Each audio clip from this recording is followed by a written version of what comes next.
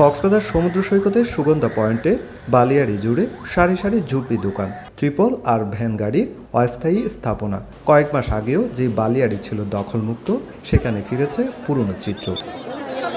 পরিবেশবাদীদের দাবির মুখে চলতি বছরের মার্চে কক্সবাজারের সফরে এসে স্বরাষ্ট্রমন্ত্রী বালিয়াড়ি দখলমুক্ত করার নির্দেশ দেন। জেলা প্রশাসনের অভিযানে উচ্ছেদ করা হয় সহস্রাধিক অবৈধ দোকান ও স্থাপনা, কিন্তু মাত্র 3 মাসের মাথায় আবারও দখলে চলে গেছে সৈকতের বালিয়াড়ি। এদিকে জেলা প্রশাসনের আদেশে জানানো হয়, আদালতের নির্দেশনা ও কার্ডের শর্ত লঙ্ঘন করে বালিয়াড়িতে অবৈধভাবে ব্যবসা পরিচালনা করার কারণে সৈকতের সব সাময়িক কার্ড বাতিলের সিদ্ধান্ত হয়েছে। পাশাপাশি নতুন কোনো সাময়িক কার্ড ইস্যু করা হবে না। এছাড়া চলতি বছরের 30 জুন এই মেয়াদ শেষ হওয়ার পর বিদ্যমান কার্ডও আর নবায়ন করা হবে না।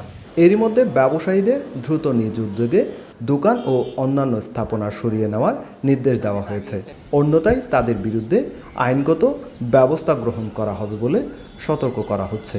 বিচ ম্যানেজমেন্ট কমিটির যেগুলো কার্ড দেওয়া হয় ব্যবসায়ীদেরকে, সেগুলো দেবে না, আর পুনরায় নবায়নও দেওয়া হবে না। তো তাদের সরিয়ে দেওয়ার জন্য নিজ নিজ দায়িত্বে বলা হয়েছে, আমরা মাইকিং করতেছি।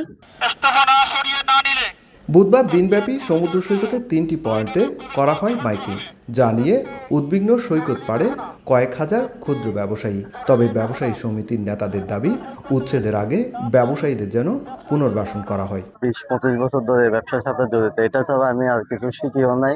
শেষ সম্বলটা যদি চলে যায়, তাহলে আমাদের এখন পথের মধ্যে ভিক্ষা করা ছাড়া বিকল্প আর কোনো রাস্তা নেই। 20,000 পরিবার, আমরা এখন কি করে চলবো? সবাই তো এখন চিন্তায় পড়ে গেছে, কোথায় যাবে, কি খাবে না খাবে, এতগুলি মানুষ।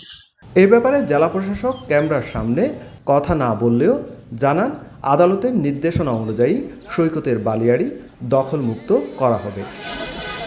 সুজাউদ্দিন রুবেল, সময় সংবাদ, কক্সবাজার।